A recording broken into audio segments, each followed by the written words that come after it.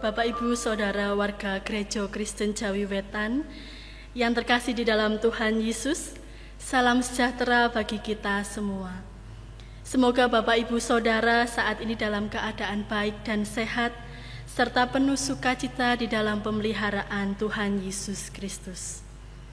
Ibadah hari ini adalah ibadah Jumat Agung, yang di dalamnya kita juga akan menerima perjamuan kudus Paskah. Dalam ibadah ini, jemaat diajak untuk mengenang dan menghayati kesengsaraan wafatnya Tuhan Yesus yang bersedia mengorbankan dirinya dalam karya penyelamatan bagi dunia.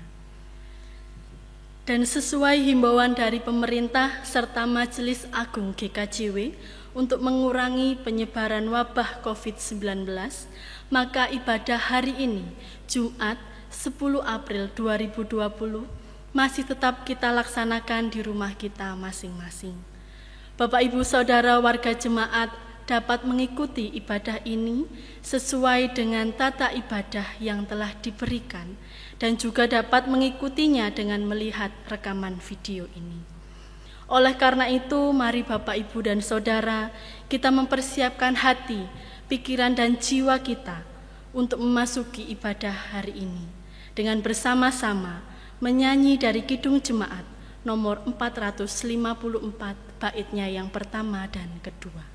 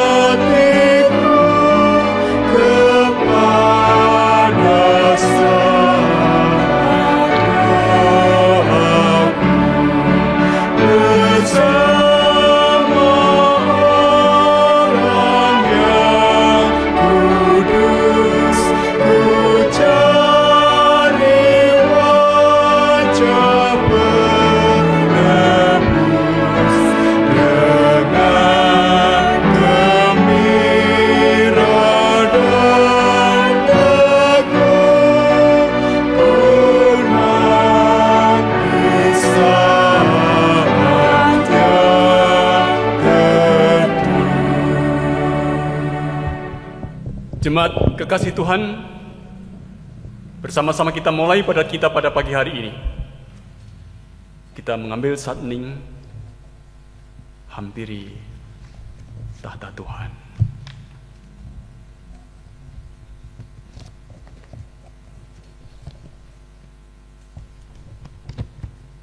Kita kuduskan ibadat kita dengan pengakuan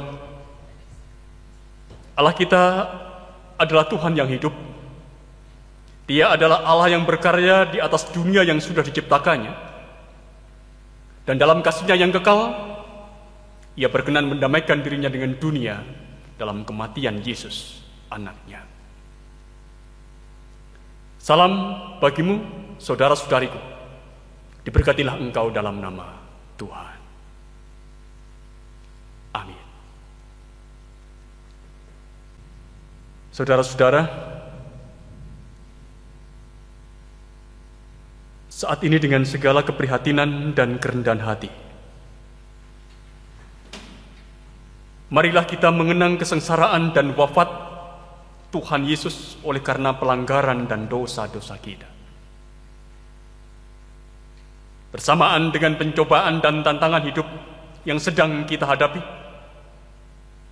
marilah kita meneladan Yesus Kristus yang telah lebih dulu berkenan menderita bagi kita. Dia selalu menguatkan kita, sebagaimana sabdanya yang dituliskan untuk kita. Tidak ada kasih yang lebih besar daripada kasih seorang yang memberikan nyawanya untuk sahabat-sahabatnya. Amin.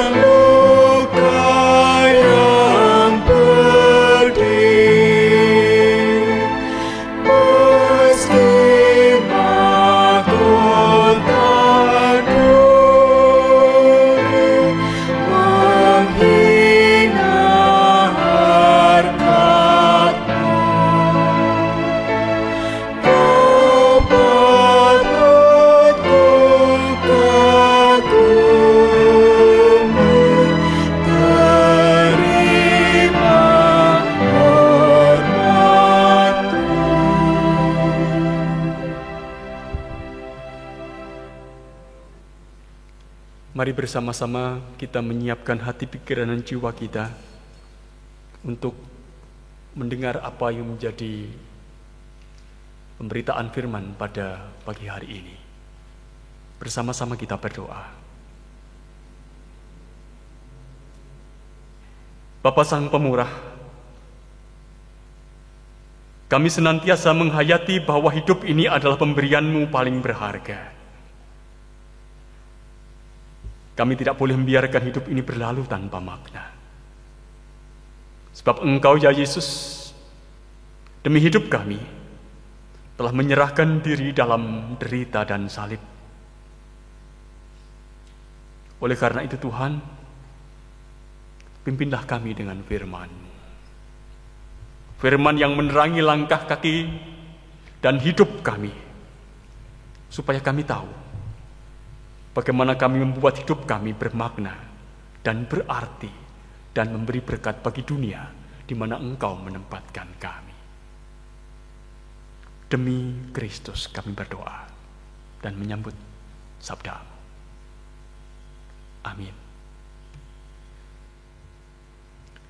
Pembacaan kitab suci hari ini diambil dari Yohanes 19 ayat 23 sampai ayat 27. Yang demikian firman Tuhan. Sesudah prajurit-prajurit itu menyalibkan Yesus, mereka mengambil pakaiannya, lalu membaginya menjadi 4 bagian, untuk tiap-tiap prajurit 1 bagian. Dan jubahnya juga mereka ambil. Jubah itu tidak berjahit. Dari atas ke bawah hanya 1 tenunan saja. Karena itu mereka berkata seorang kepada yang lain, "Janganlah kita membaginya menjadi beberapa potong, tetapi baiklah kita membuang undi untuk menentukan siapa yang mendapatnya. Demikianlah hendaknya, supaya genaplah yang ada tertulis dalam kitab suci. Mereka membagi-bagi pakaianku di antara mereka, dan mereka membuang undi atas jubahku." Hal itu telah dilakukan prajurit-prajurit itu. Dan dekat salib Yesus berdiri ibunya dan saudara ibunya, Maria, istri Klopas, dan Maria Magdalena. Ketika Yesus melihat ibunya dan murid yang dikasihinya di sampingnya, berkatalah ia kepada ibunya, "Ibu, inilah anakmu." Kemudian katanya kepada muridnya, "Inilah ibumu." Dan sejak saat itu, murid itu menerima dia di dalam rumahnya. Demikian firman Tuhan. Yang berbahagia adalah yang mendengar dan meliharanya dalam hidup. Amin.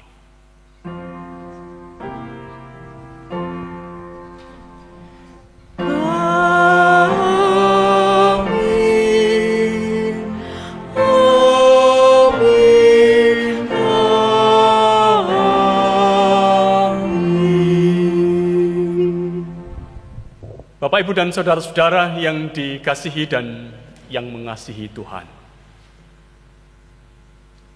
Dalam ibadah Prapaskah minggu lalu, Prapaskah yang ke-6, saya menegaskan tentang kedengkian para pemimpin Yahudi pada Yesus, yang kemudian dalam kedengkian mereka itu mereka berkonspirasi dengan para pemimpin Romawi, yang pada akhirnya membawa Yesus itu pada penyaliban. Injil Yohanes pasal yang ke-19, ayat yang ke-16 menegaskan itu. Akhirnya Pilatus menyerahkan Yesus kepada mereka untuk disalibkan. Bapak, Ibu, dan saudara-saudara, pada pagi hari ini kita mengenang peristiwa itu. Kita mengenang peristiwa penyaliban dan kematian Tuhan kita Yesus Kristus. Kita menyebutnya ini adalah Jumat Agung, satu hari yang boleh dikatakan paling kelam dalam sejarah kehidupan murid-murid Tuhan Yesus. Seakan-akan penyaliban itu menjadi genderang kematian atas komunitas Yesus. Komunitas yang selama ini dibangunnya, komunitas yang selama ini dihidupi bersama-sama dengan murid-muridnya, dan selama 3 tahun ia telah berkarya mewartakan kabar kesukacitaan bagi dunia sebagai sebuah komunitas di mana dia ada bersama dengan murid-muridnya. Bayang-bayang berakhirnya komunitas Yesus, saudara-saudara, begitu nyata setelah Tuhan Yesus itu ditangkap dan disalibkan. Ancaman disintegrasi di antara mereka sebagai sebuah komunitas itu tidak terbantahkan lagi. Komunitas ini seolah-olah dihentikan langkahnya oleh konspirasi jahat para pemimpin orang-orang Yahudi dan juga para pemimpin Romawi. Komunitas ini juga diguncang oleh skandal. Kita tahu, saudara-saudara, skandal dari Yudas yang mengkhianati Yesus, atau skandal dari Petrus yang menyangkal Yesus. Bahkan murid-muridnya pun tidak ada bersama dengan dia ketika dia berada di kayu salib itu. Oleh karena itu, saudara-saudara, ini adalah masa paling kelam yang harus dihadapi oleh komunitas Yesus. Kalau kita kembali bertanya, inikah akhir dari kehidupan komunitas Yesus? Atau benarkah kerja keras Yesus selama ini membangun komunitas yang dihidupinya itu akan sia-sia? Ini pertanyaannya. Penulis Injil Yohanes, saudara-saudara, mengatakan tidak untuk hal itu. Karena justru di saat-saat yang paling kelam yang dihadapi oleh para murid Tuhan Yesus, atau kita boleh menyebutnya itu adalah komunitas Yesus, Disitulah sebenarnya kemudian terbentuk sebuah komunitas baru, tepat di bawah kaki salib Yesus. Inilah komunitas baru. Komunitas yang dilahirkan kembali, tepat di kaki salib Yesus. Bagaimana mungkin ini bisa terjadi, saudara-saudara? Bagaimana mungkin komunitas yang diancam oleh kehancuran itu ternyata dihidupkan kembali di bawah kaki salib Yesus? Mari perhatikan saudara-saudara apa yang menjadi bacaan kita pada pagi hari ini. Injil Yohanes pasal 19 ayat 25 dan ayat yang ke-26 dikatakan begini. Dan dekat salib Yesus berdiri ibunya dan saudara ibunya, Maria, istri Klopas, dan Maria Magdalena. Ketika Yesus melihat ibunya dan murid yang dikasihinya di sampingnya, berkatalah ia kepada ibunya, "Ibu, inilah anakmu."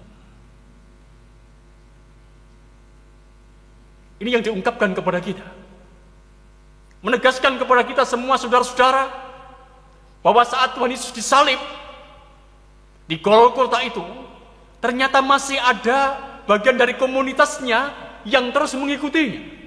Artinya bahwa ada bagian dari komunitas Yesus yang terus mendampingi Tuhan Yesus. Dikatakan mereka itu berdiri. Ayat yang ke-25 tadi dengan tegas mengatakan kepada kita, dan dekat salib Yesus berdiri ibunya dan saudara ibunya. Berdiri. Dalam Injil Yohanes, Bapak Ibu dan saudara-saudara yang dikasihi dan yang mengasihi Tuhan, kata berdiri ini sesungguhnya memiliki makna yang khusus. Kata berdiri ini memiliki makna simbolik. Kata berdiri ini biasanya lebih menunjuk kepada keberadaan orang atau keberadaan pribadi yang ada dalam krisis. Mereka yang sedang berdiri adalah mereka yang sedang ada dalam persimpangan. Persimpangan untuk tetap mengikut Yesus dan setia kepada Yesus, mencintai Yesus, atau menyangkal Yesus dan meninggalkannya.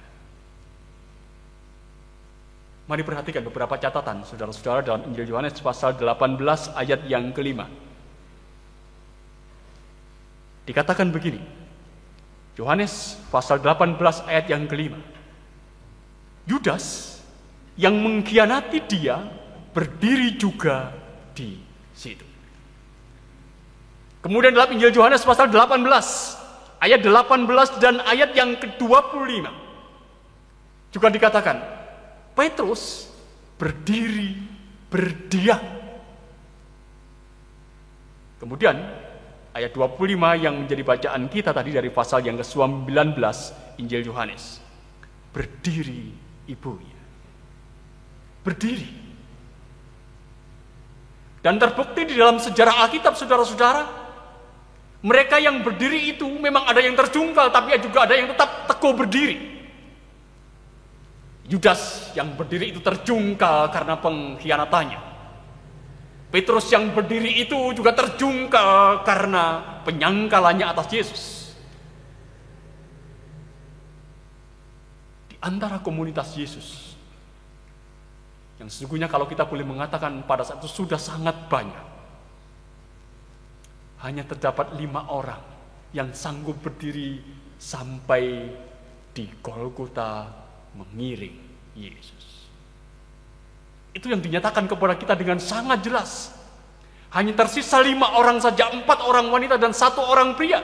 Di dalam ayat yang ke-25 dan ayat yang ke-26 dari Injil Yohanes pasal 19 tadi dengan jelas dikatakan kepada kita.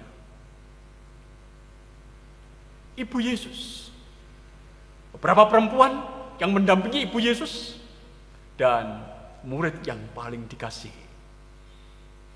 Dia adalah pribadi-pribadi yang mampu mendampingi Yesus sampai di Golgota. Sedangkan yang lain tak terdengar beritanya. Mereka yang sanggup kokoh berdiri sampai di Golgota. Kalau kita bertanya saudara-saudara, apa yang menjadi rahasia dari kekuatan mereka? Apa yang menjadi rahasia sehingga mereka itu dimampukan, dikuatkan untuk sampai di Golgota menemani Yesus yang pada saat itu ada dalam salib, ada dalam pesakan dan penderitaan. Dan kita bisa bayangkan saudara-saudara, perempuan yang hadir di situ adalah ibu Yesus. Rahasia yang terletak pada cinta mereka. Jadi karena cinta mereka kepada Yesus dan pengalamannya dicintai oleh Tuhan Yesus yang memungkinkan pada saat itu mereka bisa ada di Golgota. Seorang ibu, saudara-saudara, tentu sangat mencintai anaknya. Ia tahu itu tidak mudah baginya. Ketika anaknya yang tidak bersalah itu ada dalam kesakan penderitaan, ketika anak yang tak bersalah itu dianggap sebagai orang yang bersalah, ketika anak yang tidak bersalah itu harus menanggung beban yang sangat-sangat berat. Barangkali sungguhnya ia tidak mampu untuk berdiri. Tapi karena cintanya, saudara-saudara, ia dikuatkan untuk sampai di Golgota. Demikian pula murid yang dikasihi. Memang tak disebutkan namanya. Kita hanya boleh mengatakan bahwa murid yang dikasihi itu tentu mengalami cinta Yesus yang dalam hidupnya. Dan karena cinta yang dalam yang dirasakan dan dialaminya itulah memungkinkan dia pada akhirnya juga boleh dikuatkan untuk mengiring langkah Yesus sampai di Golgota. Itu alasan yang pertama. Yang kedua, saudara-saudara, mereka dimampukan untuk tetap berdiri tegak sampai di Golgota. Itu karena mereka berjalan bersama. Karena mereka ada dalam satu persekutuan. Mereka bisa saling menopang, mereka bisa saling menguatkan, mereka bisa saling membantu, mereka bisa saling menghibur, mereka bisa saling berangkulan, sehingga mereka tidak jatuh. Bandingkan dengan ia yang berjalan sendiri. Yudas yang berjalan sendiri tersungkur. Petrus yang berjalan sendiri tersungkur. Tetapi komunitas kecil ini, saudara-saudara, dia tetap bertahan. Iring Yesus berjalan setapak demi setapak. Dan sampai di Golgota, yang dikatakan dalam bacaan kita sampai pada akhirnya mereka berdiri di kaki salib Yesus. Bapak, Ibu, dan saudara-saudara yang dikasihi dan yang mengasihi Tuhan. Komunitas kecil yang hadir di kaki salib Yesus sebenarnya adalah cikal bakal dari komunitas baru. Mereka yang disatukan dalam hubungan yang baru. Sebagian diungkapkan dalam bacaan kita. Ketika Yesus melihat ibunya dan muridnya yang dikasihinya di sampingnya, berkatalah ia kepada ibunya, "Ibu, inilah anakmu." Kemudian katanya kepada murid-muridnya, "Inilah ibumu." Dan sejak saat itu, murid itu menerima dia di dalam rumahnya. Itu yang diungkapkan kepada kita. Tuhan Yesus berkata kepada ibunya, "Ibu, inilah anakmu." Kepada murid-muridnya Tuhan Yesus berkata, "Inilah ibumu." Pusat dari hubungan itu, saudara-saudara, adalah Yesus. Melalui dirinya, ibunya mendapatkan seorang anak. Melalui dirinya pula, sahabat-sahabatnya yang dicintai mendapatkan seorang ibu. Inilah anakmu, inilah ibumu. Jadi sungguhnya Bapak, Ibu, dan saudara-saudara yang dikasihi dan yang mengasihi Tuhan, di kaki salib itu, komunitas baru terbentuk. Ikatan komunitas itu bukan ikatan bersifat jasmani, tapi ikatan komunitas itu adalah ikatan yang bersifat rohani. Ini adalah ikatan keluarga baru di dalam Tuhan Yesus. Kita menyebut satu dengan yang lainnya itu sebagai saudara. Saudara di dalam iman kepada Tuhan Yesus. Inilah anakmu, inilah ibumu. Seperti ungkapan pujian saudara-saudara, kau saudaraku, kau saudariku, tiada yang dapat memisahkan kita. Yesus saudara-saudara, sesungguhnya di kaki salib itu membangun komunitas baru. Komunitas yang didasarkan pada belas pengasihannya, memberikan kehidupan kepada mereka. Bapak, Ibu, dan saudara-saudara yang dikasihi dan yang mengasihi Tuhan, seperti halnya yang dialami oleh komunitas Yesus yang menghadapi ancaman atas kehancuran komunitas itu, kita merasakan saat ini dan kini komunitas kita, komunitas dunia ini, komunitas gereja kita, itu juga ada dalam ancaman kehancuran. Pandemi corona, saudara-saudara, menjadi penyebabnya, dan kita tahu itu.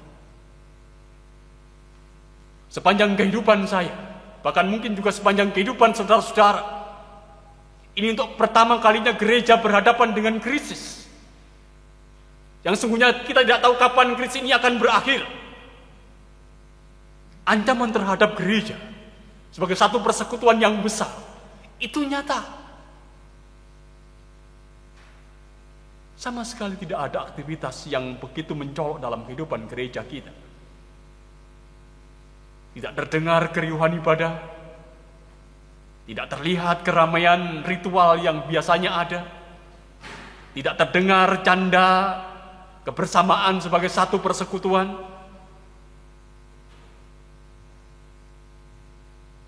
Bahkan paduan suara pun juga tak terdengar, digemakan. Kita mengatakan saudara, gereja ini ada dalam sepi. Gereja ini ada dalam diam. Ini adalah ancaman, sebagaimana juga yang mengancam dunia ini. Tetapi kita diingatkan saudara-saudara, bahwa sungguhnya kenyataan yang kita hadapi sampai saat ini barangkali tidak seperti apa yang kita pikirkan. Sekalipun ancaman yang ada atas kehidupan gereja itu besar, tetapi ternyata Tuhan juga tetap memelihara kehidupan gerejanya. Kenyataannya saudara-saudara, gereja keluarga itu dihidupkan kembali oleh Allah. Jadi kita boleh mengatakan, ancaman ini adalah ancaman yang menghidupkan gereja keluarga. Artinya gereja dalam konteks keluarga. Memang ancaman itu mengancam gereja dalam persekutuan yang besar, tetapi itu menghidupkan gereja dalam konteks yang sangat kecil, konteks gereja keluarga. Persekutuan keluarga dihidupkan, persekutuan keluarga dibangun, doa keluarga diadakan, kepedulian keluarga ditingkatkan, dan seterusnya. Jadi seolah-olah saudara-saudara, apa yang terjadi ini membawa kita pada pengertian bahwa Allah sedang menghidupkan kembali komunitas gereja keluarga. Diharapkan melalui keluarga-keluarga itu pula, maka akan tumbuh, pada akhirnya gereja akan berkembang. Bapak, Ibu, dan saudara-saudara yang dikasihi dan yang mengasihi Tuhan, dan karena ancaman yang dihadapi oleh komunitas itu begitu nyata, yang dihadapi oleh dunia, yang dihadapi oleh gereja, maka kita boleh mengatakan pada saat ini, inilah waktu kita untuk saling menopang. Inilah waktu kita untuk saling berangkulan. Inilah waktu kita untuk saling membantu. Seperti 5 orang yang berada di kaki salib Yesus. Mereka hanya dimungkinkan untuk berada di kaki salib Yesus karena mereka bersama-sama dalam kebersamaan hidup untuk saling menopang. Mari saudara-saudara, tengoklah di sekitar kita. Pandemi corona itu menghancurkan kehidupan kita. Menghancurkan kehidupan ekonomi yang terguncang, kehidupan sosial yang terdampak, pekerjaan juga yang terdampak, penghasilan yang terhilang. Inilah kenyataan yang kita lihat dalam keseharian kita saat ini ketika bencana itu melanda. Oleh karena tegaskan kepada kita semua pada saat ini, inilah waktunya bagi kita untuk saling menopang. Untuk mereka yang sungguh-sungguh tak berdaya, untuk mereka yang sungguh-sungguh lelah, baik secara fisik, secara sosial, dan finansial. Supaya pada akhirnya, dengan saling menopang saudara-saudara, setiap orang akan bisa mengalami hidup yang diperhatikan. Pertolongan jelas, artinya mereka boleh mengalami pertolongan dari Tuhan yang jelas. Pertolongan itu jelas dari Tuhan. Pertolongan itu diberikan oleh komunitas. Dan kita mengatakan, saudara-saudara, ini tanggung jawab kita semua. Sehingga pada akhirnya, saudara-saudara, semua orang boleh mengalami kasih Yesus yang nyata. Dan kembali mendengar apa yang diungkapkan oleh Tuhan Yesus ketika murid-muridnya berada di kaki salib. Inilah ibumu, inilah anakmu. Saudara-saudara yang dikasihi dan yang mengasihi Tuhan, dari atas salib, sebenarnya Tuhan Yesus melangkah. Dari atas salib, Tuhan Yesus merangkul semua orang yang dicintainya. Dia memberikan jaminan atas hidupnya, memberikan jaminan cintanya. Dengan berkata, inilah anakmu, inilah ibumu. Dari salib, saudara-saudara, sebenarnya hidup diberikan. Sungguh hidup diberikan. Bahwa dunia ini, saudara-saudara, hidup hanya karena hidup yang diberikan oleh Tuhan Yesus yang berada di salib itu. Dan apa yang diungkap oleh Tuhan Yesus, inilah ibumu, inilah anakmu. Mengingatkan kepada kita apa yang pernah diungkapkan kepada murid-muridnya ketika ia ada dalam perjamuan. Inilah tubuhku, inilah darahku. Yang semuanya sebenarnya mengajak kepada kita untuk merefleksikan ulang bahwa dia sungguh-sungguh telah memberikan hidupnya. Oleh karena siapapun juga yang dalam hidup ini telah mengalami kasih-Nya, telah mengalami kasih Tuhan, mari kita juga mau untuk memberi kasih itu kepada yang lain.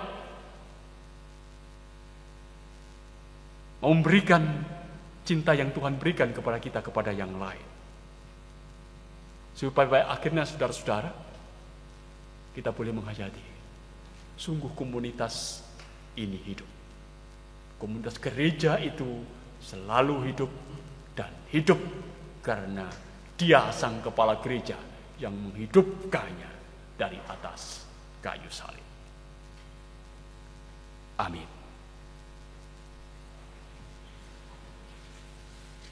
Bersama kita mengambil saat teduh.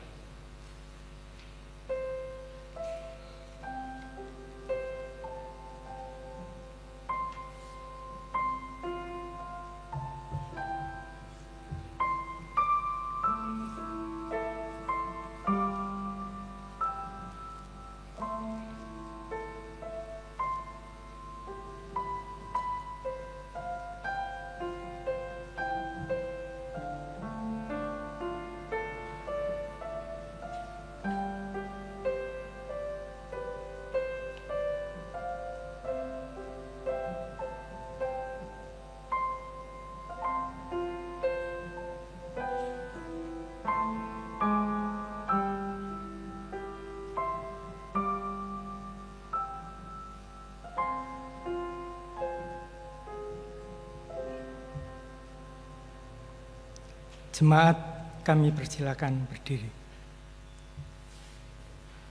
Kita ucapkan pengakuan iman rasuli.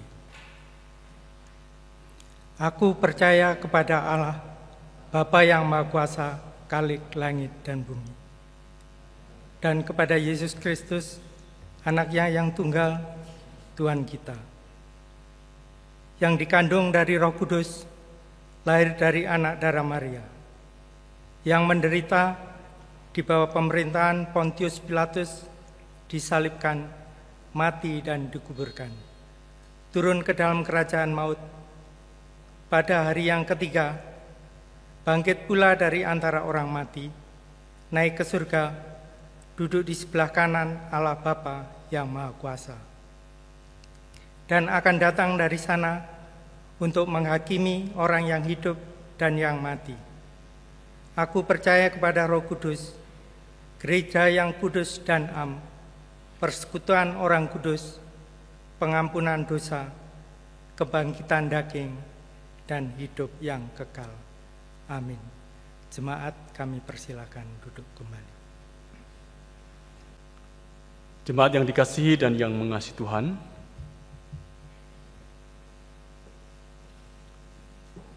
perayaan Jumat Agung merupakan perayaan yang sangat penting.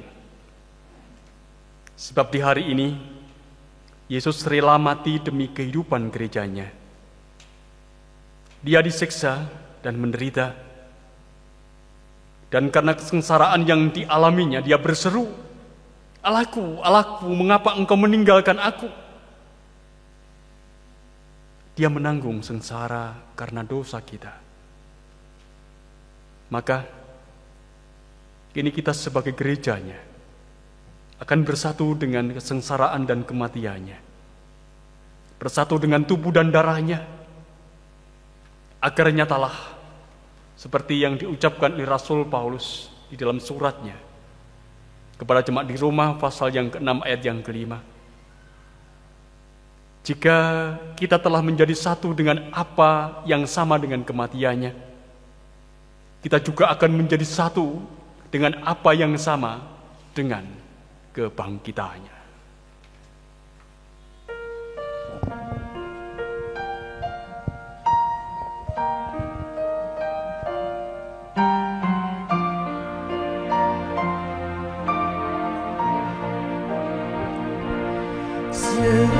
Sejak ku pandang salib-Mu dengan iman teguh, kasih-Mu-lah ku puji terus seumur hidupku.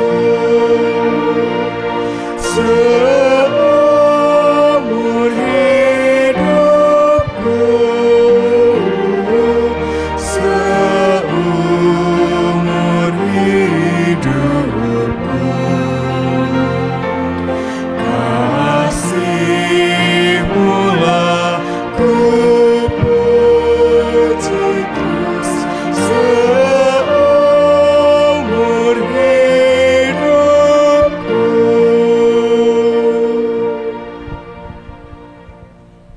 Saudara-saudara, saat ini marilah kita menghampiri meja perjamuan untuk menerima anugerah-Nya yang telah dinyatakan kepada kita melalui kematian dan kebangkitan Yesus Kristus. Mari kita menyesali dosa dan mengakui kesalahan kita di hadapan Tuhan, agar kita dilayakkan untuk menerima tubuh dan darah-Nya.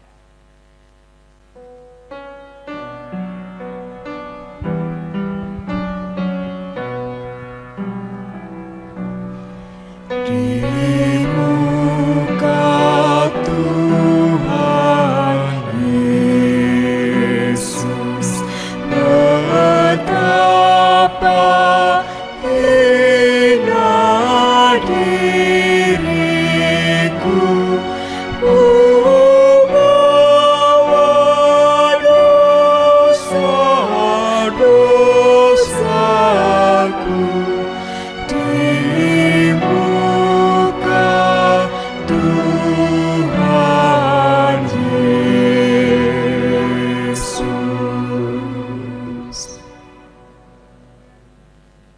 bersama-sama kita berdoa menyiapkan diri kita menerima tubuh dan darah-Nya.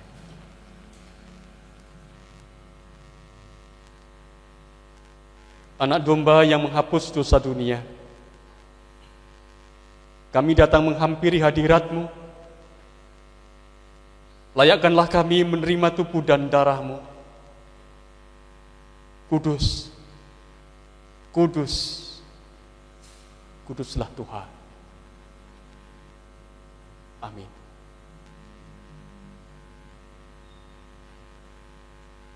Saudara-saudara yang dikasihi dan yang mengasihi Tuhan, sekarang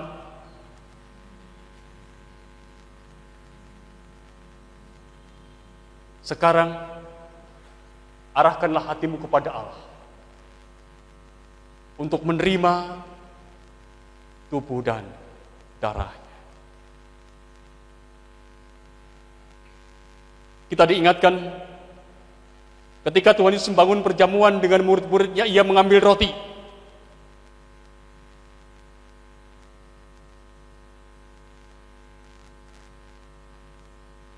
Kemudian Ia mengucap berkat,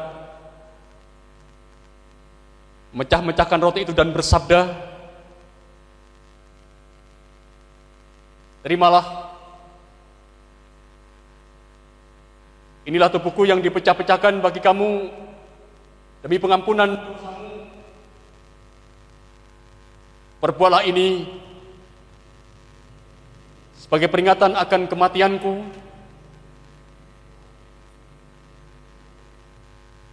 dan kebangkitanku dan pengharapan akan kedatanganku."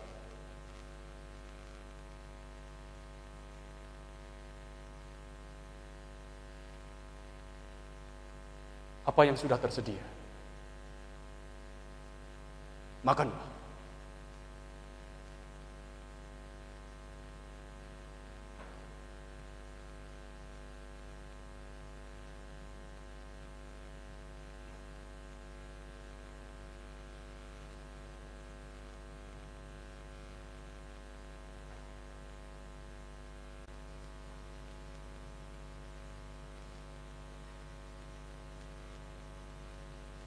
Saudara-saudara yang terkasih di dalam Tuhan,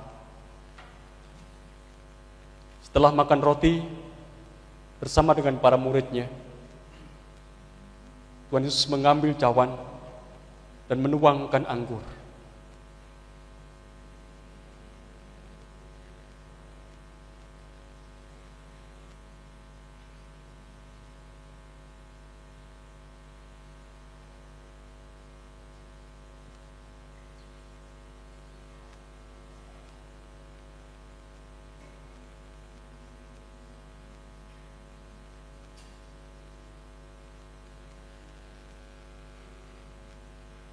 Lalu Ia memberikannya kepada murid-muridnya dan berkata kepada mereka, "Terimalah, cawan ini adalah perjanjian baru yang dimeteraikan oleh darahku, yang telah dicurahkan demi pengampunan dosamu. Perbuatlah ini menjadi peringatan akan kematianku dan kebangkitanku dan pengharapan akan kedatangan."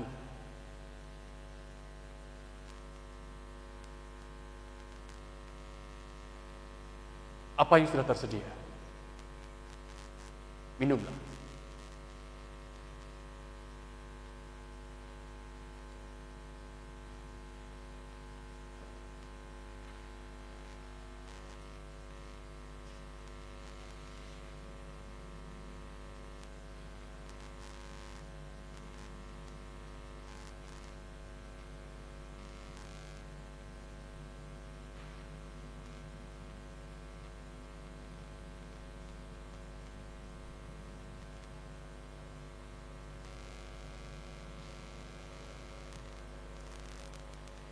Saudara-saudariku kasih Tuhan,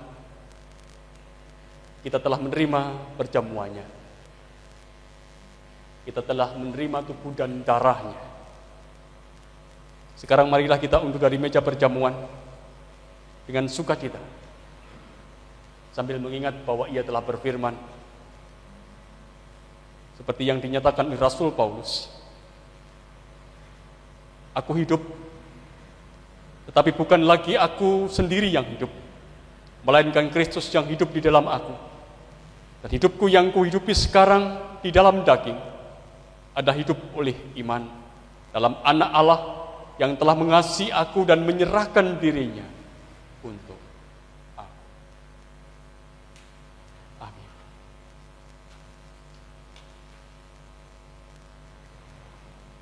Bersama kita akan kembali ke satu pujian dari Kidung Jemaat nomor 169.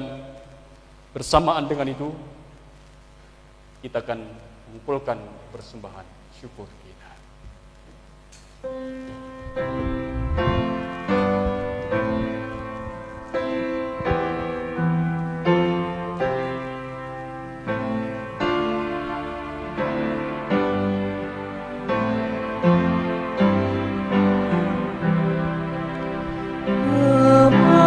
Memandang salib Rajaku yang mati untuk dunia, ku rasa hancur congkakku dan harta hilang harganya.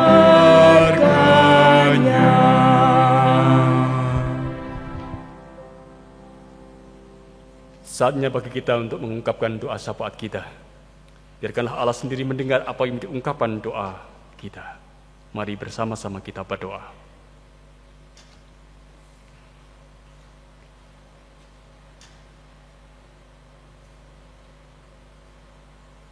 Tuhan,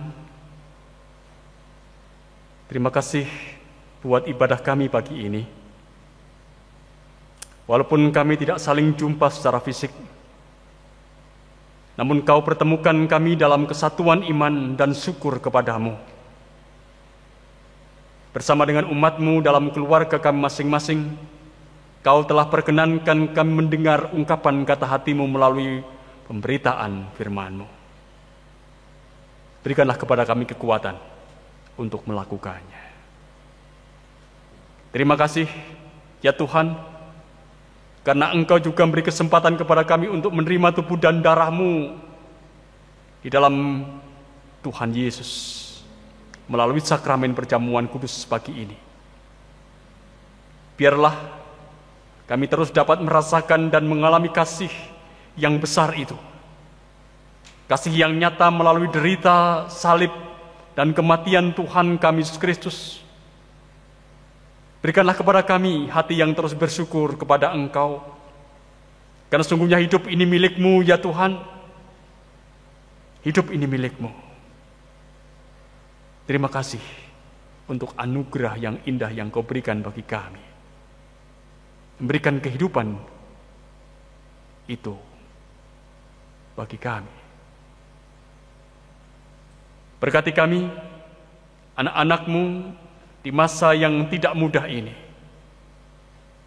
agar kami sebagai keluarga tetap boleh melihat yang positif dari peristiwa ini. Kami boleh berkumpul bersama, satu hal yang dulu jarang kami lakukan.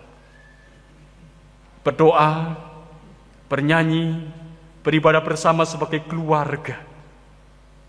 Mampukan kami untuk terus menghayati bahwa ini adalah didikan Tuhan atas kami, supaya kami juga memperhatikan kehidupan keluarga kami dan membangun kehidupan gereja itu didasarkan atas keluarga kami masing-masing. Berkatilah keluarga kami masing-masing yang menjadi bagian dari keluarga kami, teman mereka yang karena pekerjaan, karena studi tidak ada bersama dengan kami. Mohon berkat penyertaan dan perlindungan. Tuhan berkati gereja-Mu, Gereja Kristen Jawetan, dari aras Majelis Agung, Majelis Daerah, dan juga majelis jemaat, terutama di GKJW Jemaat Malang ini. Kami menunduk dan merendah kepada Engkau, supaya Engkau memberkati kami sebagai gereja Tuhan.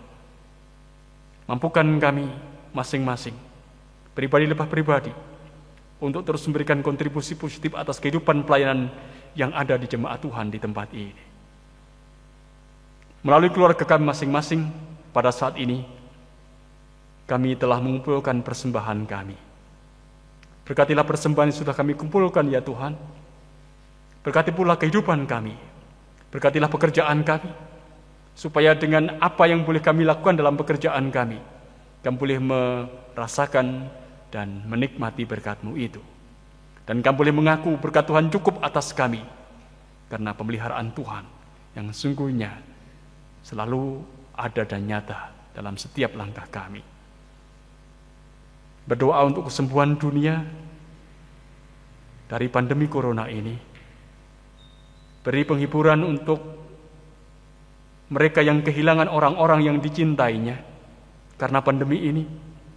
Pulihkanlah mereka yang ada dalam sakit, yang ada dalam perawatan, dan lindungilah kami supaya kami tetap ada dalam sehat. Berdoa untuk para tenaga medis, relawan kemanusiaan yang menjaga, Tuhan sekiranya menjaga dan melindungi mereka, menguatkan mereka dan menghidupkan mereka, membantu mereka, supaya mereka tetap boleh bekerja dengan segala ketulusan dan penuh semangat,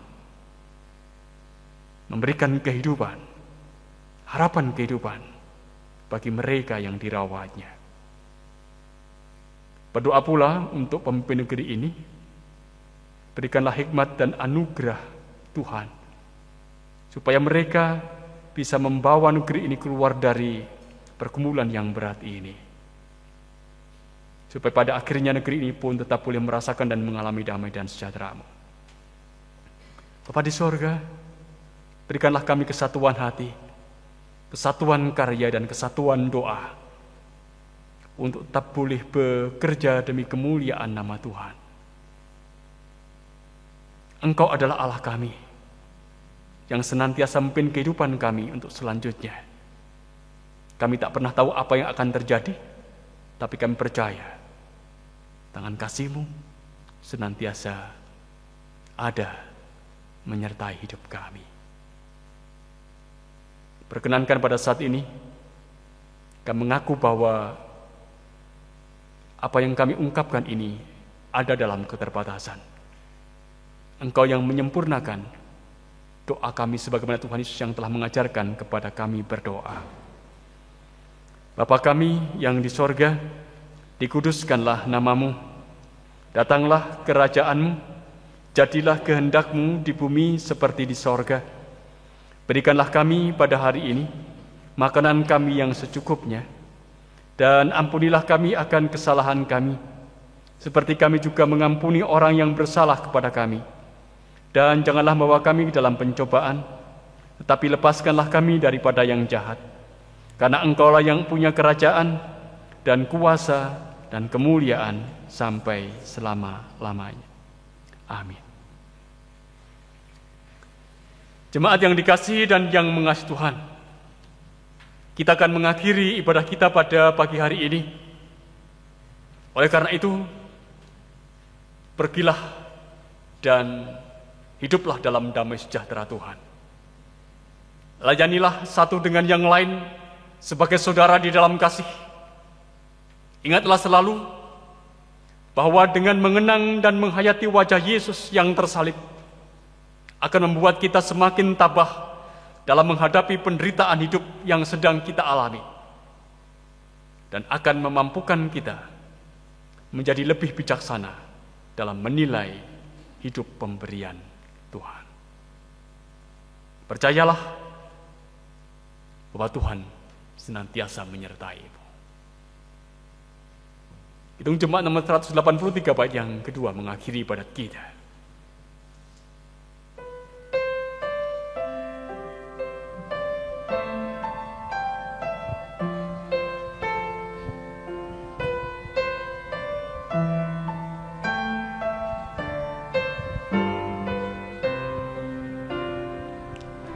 Salibmu Kristus, tanda pengasihan, mengangkat hati yang remuk redam,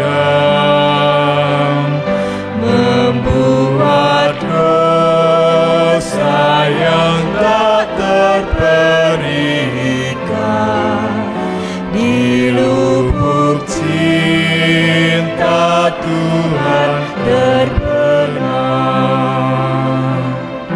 Di dalam Tuhan kami balik lahir, bisa bernoda kini berseri, teruras darah suci yang mengalir, disalib pada bukit Kalvari.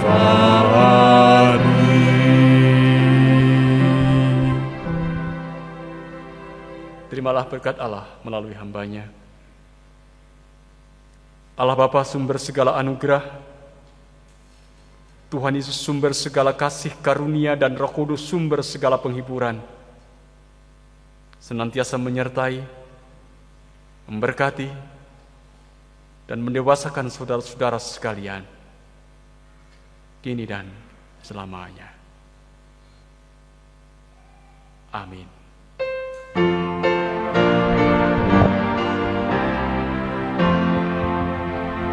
Kepada